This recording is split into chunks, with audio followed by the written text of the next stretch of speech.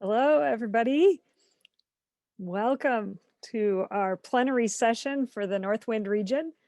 Um, to keep us on time, we had to cut off the video, but we'll put it back in at the end um, if anyone wants to be able to see it. So I'm so happy to see you here, and whether you are new to CCL, just visiting us for today, been involved for a long time, or something in between, I'm really glad you're here. I am Mindy Aller. I am the Northwind Regional Coordinator, and I welcome all of you from our Northwind states of North Dakota, South Dakota, Nebraska, Iowa, and Minnesota. And if you're here from some other state, we welcome you too, because we're a friendly bunch. I do invite you, if you know how to rename yourself in Zoom, to include your city and state after your name. It's a fun way to see where all of us are coming from. We started out the conference today with a joint session with the Mid-Atlantic region that was this amazing conversation with 4 panelists on building bridges to coalition. I hope you were able to join the session. I also liked getting that sense of a larger CCL organization that way by being part of a shared session with another region. And then we've just had our breakout session, so I hope you found one that brought you some inspiration and some new learning. And now I want to introduce you to Dr. Danny Richter, who is our CCL Vice President for Government Affairs. I'm delighted to have Danny here with us today. And now, right now, to give us an update on CCL's national strategy and to squeeze in as many of your questions as he can. You may sometimes catch a glimpse on video of one of Danny's 2 small children. And I personally admire the way that he juggles his fatherhood from while working at home. Or sometimes you might have seen his surfboard in the background, though from where we're sitting in the Northwind region today with impending snowstorms, it's hard to think much about surfing. But it's a treat to have him with us here on a Saturday. So please join me in welcoming Dr. Danny Richter. Hi, Mindy, and hello, everybody. Thank you for that kind introduction. It's a pleasure to be here with all of you. So I am going to be giving you a legislative update. Let me just get this up and running. Here we go. So I'm gonna start with where we are now, and then I'm gonna go to looking ahead, what I think I can see ahead of us. And then I'll bring it down to what CCL should do moving forward. And then we'll, as Mindy said, we'll allow plenty of time for Q&A and discussion. I'm going to focus on 6 what I think are politically important groups. And those are the Biden administration, Republicans, Democrats, business, environmental groups, and environmental justice. I think these are all politically relevant groups. They're not the only ones who are politically relevant, but I think they're the most politically relevant at this time. But this is also a pretty chaotic time. And so to illustrate this, I want to just review what happened on just 4 Wednesdays in January. On Wednesday, January 6th, there was the attack on the Capitol. On Wednesday, January 13th, Trump was impeached for a historic 2nd time. On Wednesday, January 20th, Biden was sworn in. And on Wednesday, January 27th, Biden signed into law for executive orders specifically targeted at climate. And so given all this chaos, and this will be a theme throughout my talk, but I would say that at least 25% of what I'm going to tell you will need to be completely rethought by next Wednesday. And so I'm going to do my best, but I'll appreciate your understanding of this is just a weird time. So where we are now, first of all, where we are is we have a very thinly divided Congress, and this is what Biden has to work with. But Biden is moving very quickly. He's got a very well orchestrated start to his administration, and climate is very clearly a top priority. There was that Wednesday where he signed a slew of executive orders targeted specifically at climate, and on day 1, he joined the Paris Agreement. So Biden is moving quickly, and he's prioritizing climate. With Republicans, it's theme here. If you put your shoes into those of a Republican in Congress, you are extremely uncomfortable. That's a takeaway from this talk. And so right now there's a bit of a war going on within the Republican Party. There's overlapping crises as a Republican. There's a funding crisis. After the 147 Republicans voted not to certify the election, a number of their top funders either said, we're not going to give money to these 147 Republicans, or we're going to pause giving money to all political candidates and assess what this means. On top of that, that same week, one of their largest funders over the past 10 years, Sheldon Adelson, died. And funding money remains an important part of our politics. And so for primary challenges, for general elections, Republicans are facing a lot of uncertainty about just being able to compete on a dollar for dollar basis. And then there is this internal struggle. You have outgoing President Trump at one point suggesting starting a new party. Again, the takeaway here is it's very uncomfortable to be a Republican right now. For Democrats, I'm going to focus specifically on where they are on climate. And I would say that within the Democratic Party, there are three factions. One faction prefers a carbon price. One faction prefers regulations and standards, and one faction prefers subsidies and incentives. And I wouldn't say that Democrats wouldn't vote for any of these, but there are clear factions that want to see one of these three be the primary way that we as a country address climate. So that's interesting. You also see business stepping up in a really huge and impressive way right now. Part of what driving that may be that the European Union and Canada are stepping up their game specifically on carbon pricing. The EU is the second largest market in the world, behind the United States. That means for American businesses, the only foreign market that they can go to that is the biggest is the EU. And on January 1st of 2023, they're going to put a border adjustment on their standing carbon price. You also have last month, Prime Minister Trudeau. Canada is not the largest economy in the world behind the United States, but it is our largest trading partner. And Prime Minister Trudeau set a target of a 170 Canadian dollar carbon price by 2030. That's 133 US dollars. That's our biggest trading partner. Those are big considerations for businesses that want to compete internationally. On top of that, you have a really strong statement on January 19th from the Chamber of Commerce, the day before Biden was inaugurated, saying, we want to see market-based solutions. And the Chamber representative who highlighted that, Marty Durbin, later clarified that that is inclusive of a cap and trade and a carbon tax. Chamber of Commerce, it doesn't get any bigger. That's the biggest for business organizations. You also have the Business Roundtable late last year recommending a carbon price as a way to talk about climate, address climate. General Motors just last week surprised the industry saying they were going to have only emissions-free vehicles by 2035. Even the American Petroleum Institute is softening. I'm not going to say that they're going to be for a carbon price, but they're at least softening their opposition, singling out a carbon price and market-based mechanisms as something that are low cost.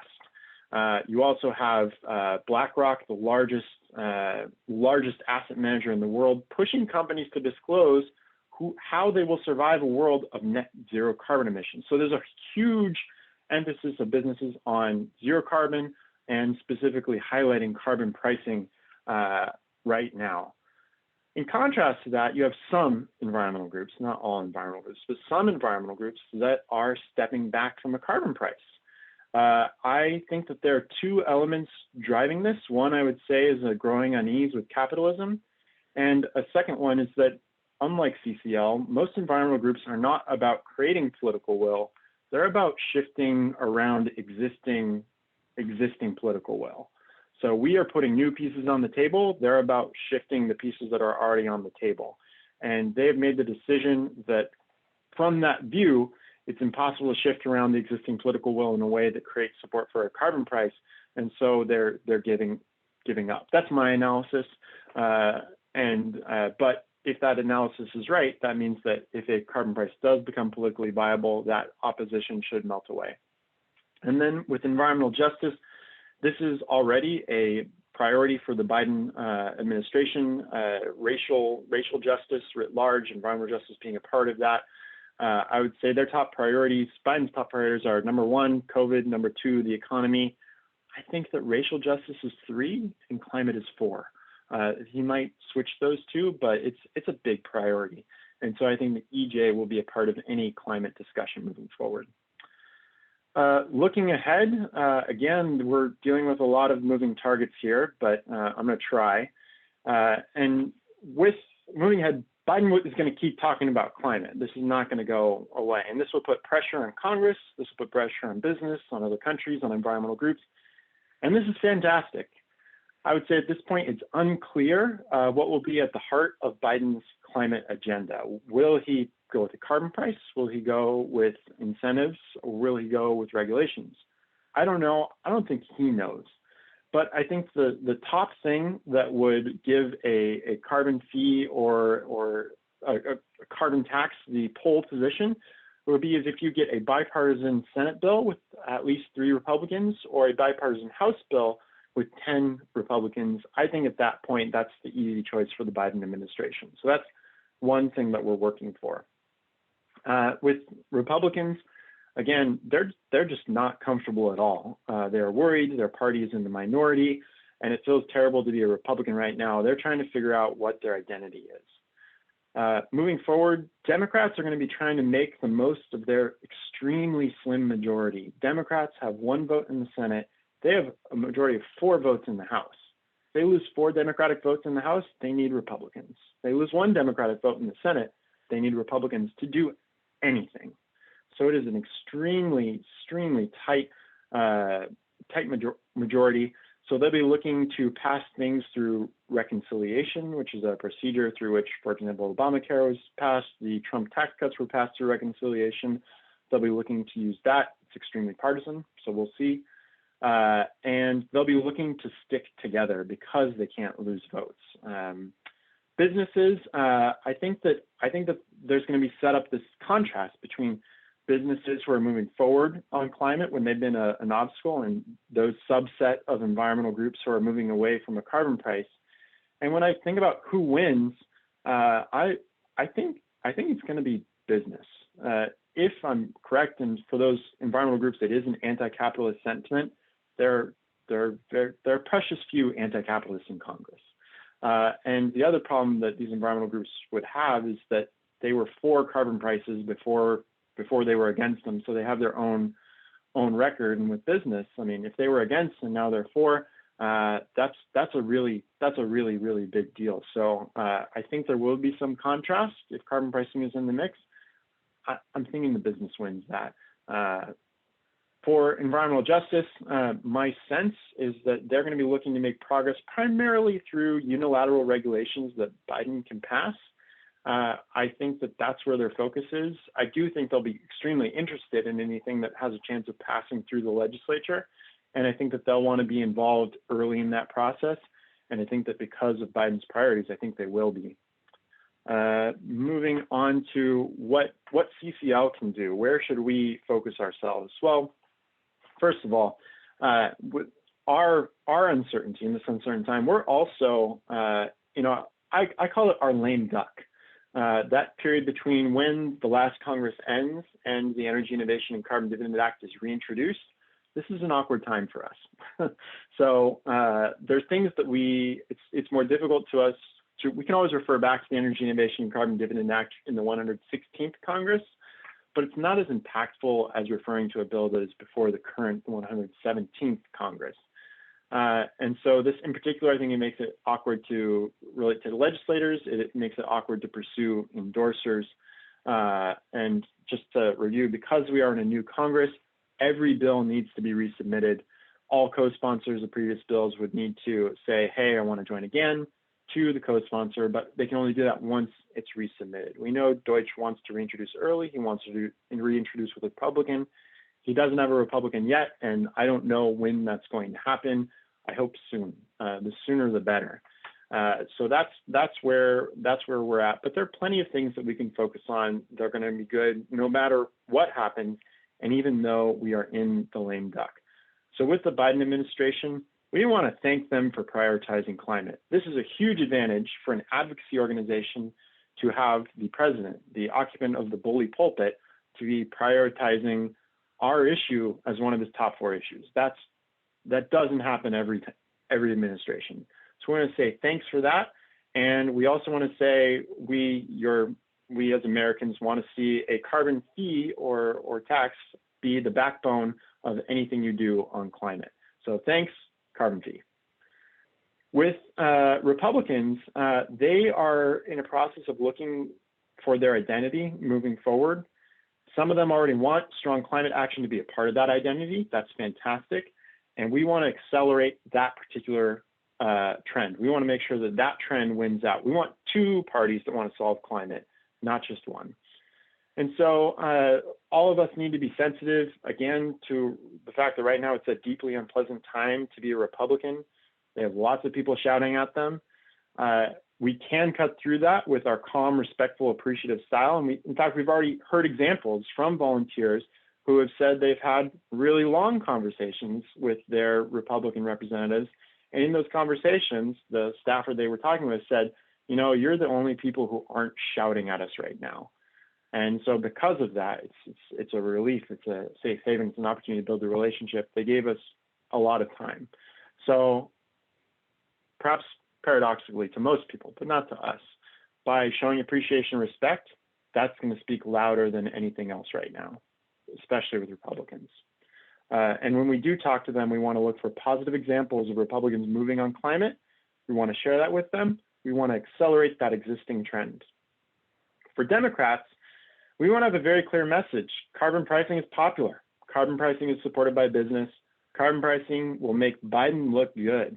It'll make him look good internationally. It'll make him look good domestically. Carbon pricing works. It works quickly. It's durable. Regulations are great. No problem with regulations, but they can be undone by the next administration. We've seen that. They're slow. Carbon price works in just 9 months, and they're sector by sector. A carbon price that is economy-wide covers over 80% of emissions at a stroke. If you're going sector by sector and you start with the largest sector, that's transportation, that's 28.2% of emissions. So let's do regulations, that's fine, but do a carbon price. It's quick, it's durable, it's economy-wide. For businesses, you're going to be focusing mostly on local businesses, and that's great because they may be more important to your member than national businesses. And we're actually quite good at getting local businesses to support the Energy Innovation and Carbon Dividend Act. So the lame duck notwithstanding, the CCL lame duck notwithstanding, this would be a great time to reach out to businesses that are already endorsers, to share with them all this amazing news about what these business organizations with national profile are doing, and see how they might want to talk about this. Make them an ally. Deepen the relationship. If you do have hooks with a more nationally facing business organization, please give Kyle Camion, who's our new Senior Business Relations Officer in the DC office, please drop him an email if you're looking more at a national business. For environmental groups, those subset of environmental groups that are not feeling carbon pricing right now, we want to push back hard, and we want to push back in the media. We want to push back with carbon pricing is popular and carbon pricing is supported by experts. The argument is still excellent for carbon pricing. We have some support in the administration. Janet Yellen, the newly approved Treasury Secretary, is a big fan of carbon pricing. John Kerry is a fan of carbon pricing. There's still a ton of experts who want this. And when we push back in the media, where we see these examples of people moving away from carbon pricing, we want to highlight it moves fast. It's durable through different administrations, and it's economy-wide. Those are our 3 points there. For environmental justice, we want to build trust. We want to build trust in our local communities. We build trust by showing up, by taking orders, and not talking about our priorities unless asked a direct question. I think that this is not advocacy. This is service. This is service. With environmental justice organizations, they do have a local focus. If we want to build relationships with them, requires trust. That requires going in with a mindset of service help these organizations with their priorities. That's how we build trust. We take off our advocacy hat. That's how we move forward with environmental justice. And then I also want to talk about us. Politics is really hard. It's really hard to deal with this much chaos, with this much change. And so I hope that you will all be particularly generous with each other. Let's build relationships, and just it's just no fun to be thinking about politics right now for anybody. So let's be extra kind to each other right now.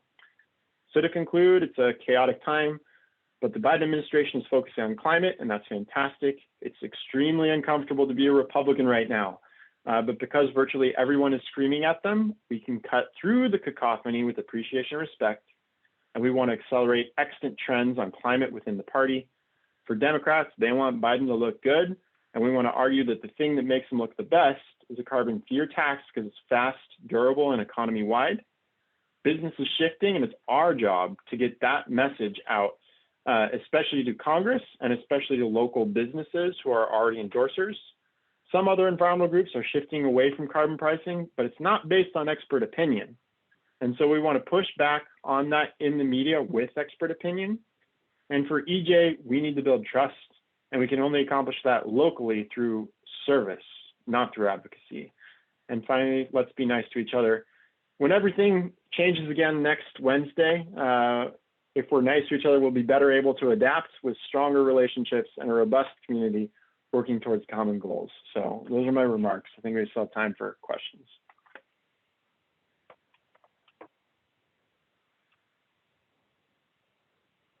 So we're going to transition to Poll Everywhere here. And again, as we've been sharing in the chat, please feel free to click that link. It's pollev.com/CCL123.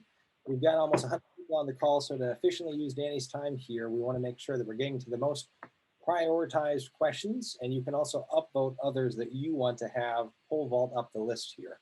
So thank you so much. You're getting a lot of love in the chat. And we'll go directly to Poll EV. Danny, feel free to let me know which one you want me to highlight at a time. All right, we'll start at the top. Is it likely that Canada will implement a border adjustment, and how will the U.S. respond? I would say no. What I've heard is that they're gonna try what's called output-based allocations, and that's I think where they're looking at the output that a sector produces and the carbon emissions, and provide some sort of rebate to them for their experts. So I don't know how the U.S. will respond to that, but I think that's the way Canada is going to go, or is likely to go.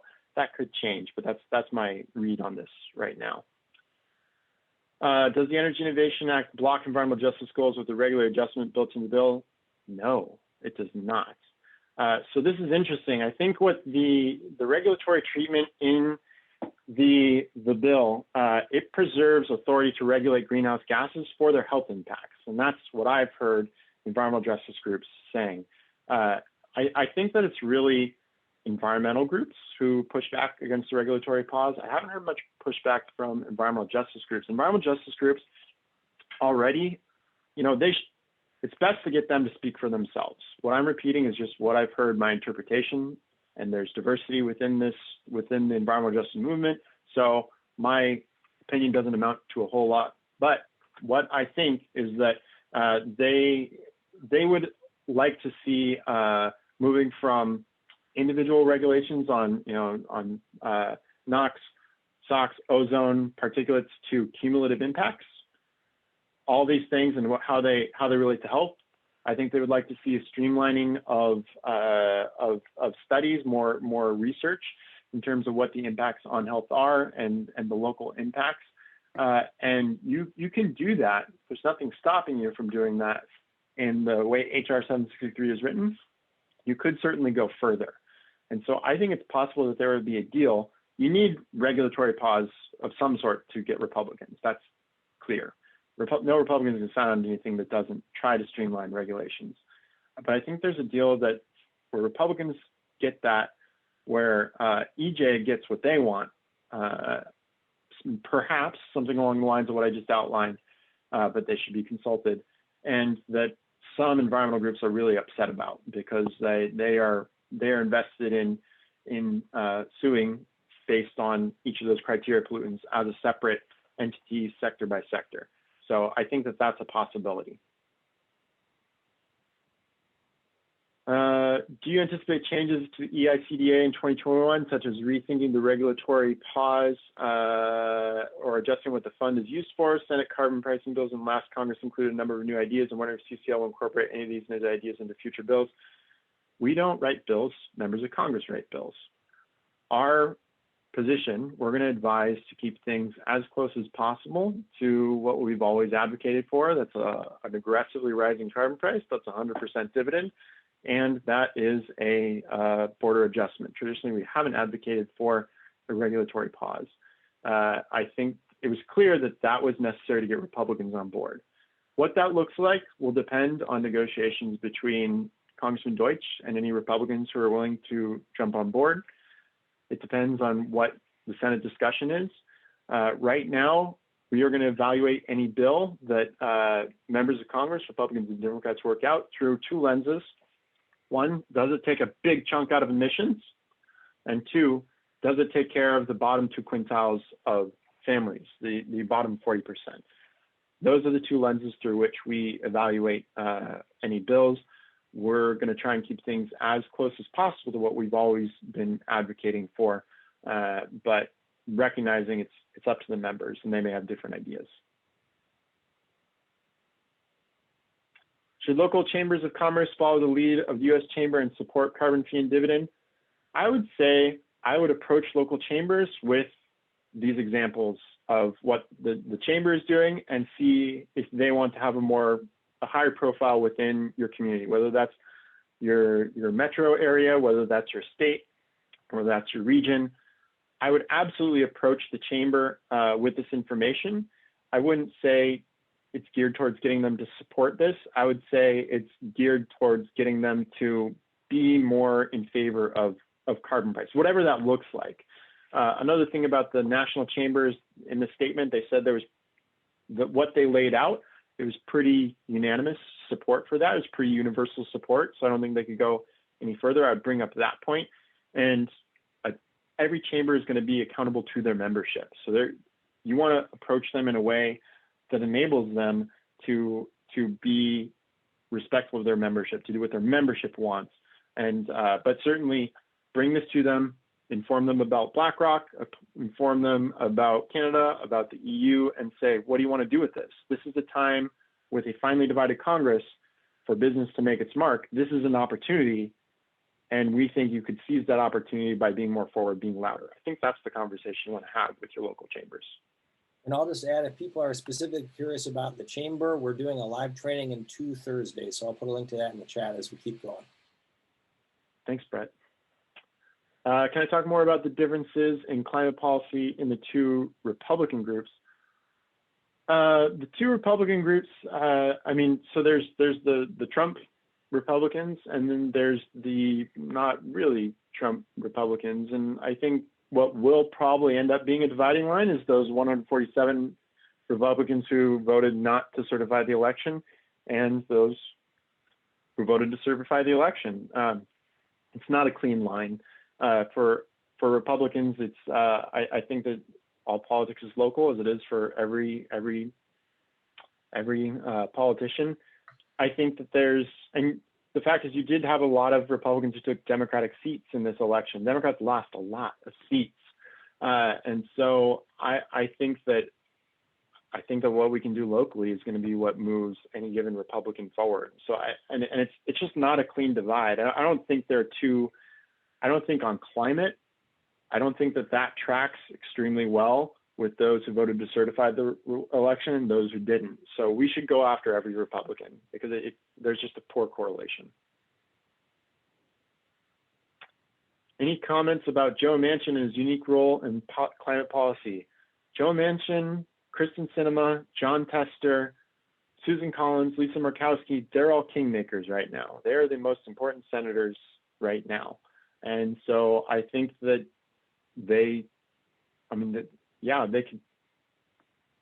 can't move anything. Democrats can't move anything if they lose any one of those Democrats, Sinema, Tester, and Manchin. And it's just that's the block. That's the block of moderates who get to determine what can or cannot move through the Senate. That's all I'll say right now. One last question, Danny, is that right? Thanks, Brett. how can we get Biden to support carbon fee and dividend in the State of the Union address? We are advocating for a tweet storm in the coming action sheet. That's where we're going to ask you to tweet at President Biden saying, thanks for supporting climate. And we would love it if you led with a carbon fee or carbon tax as the backbone of that. As always, we're going to ask you to personalize those tweets because those always have more impact. But I think that's one action that we're going to be providing that you and your CCL friends all around the country can also participate in. So that's the action we have before the State of the Union. Thank you, Danny. I know we could easily go on with questions, but Brett, you have a link to forums where they can post questions. If you have questions that didn't get answered today that still you want to have addressed, we encourage you to post those in the forums on CCL Community that Brett has included the link in the chat there. I know, Danny, we'll just have to have you back next week to find out what's changed, but though we all know we can find you in many places in future discussions. We'll see if I figured it out by then. Probably not, but if any of us figure it out. Thank you all. Yeah, we know we'll be good. Yeah. Thanks for being Thank you with all. us today. Yes. And thanks, Brett, for moderating our questions there. So this is new for us to have our regional conference online instead of being in person. So usually we would meet in person. And one of the things that I always enjoy when we're together physically is the chance to sit down at a meal and have a conversation with somebody or catch someone in the hallway as we're walking past each other. And so this won't be the same, but we thought we would try and give you a chance that's something like that in our virtual space today. So Brian is setting up breakout rooms for us. They will be a random group of 3 to 4 people in your breakout room. You'll have a total of 12 minutes, so it gives each person 3 to 4 minutes to introduce yourself and share something you've learned or something you've enjoyed about the conference so far. I'm not going to give you a scripted question here because really this is meant to be that time when maybe you just sat down next to somebody and have a chance to chat. Brian, are we ready for breakout rooms? Yes, I see you should have a button in front of you that says join. So click on that button to join and you will be sent to your breakout room. All right, welcome back, everybody. I hope you had a good chance to connect. I don't know if anyone else saw Leslie's cell phone case. Go ahead and hold it up again, Leslie. Maybe we can spotlight you for a second. Where did you get that? Off of Zazzle on the, you go to the bottom of community, it's down at the bottom to go to merchandise. So I love that, and I got some stuff from Zazzle. I ordered a certain size in women's, and it came in a children's size, and I didn't get my buttons. oh, that's too bad. So I'm glad you had a good experience. And I'd also like to know, does CCL see any of the profit of that? Any ideas or no? That is a question that I cannot answer. And I'm grateful that you good thing to post in the forums on CCL Community to Gotcha. find an answer to that. A Yeah. little bit. That says 10%. Oh, thank you. To the chat, 10%. All right.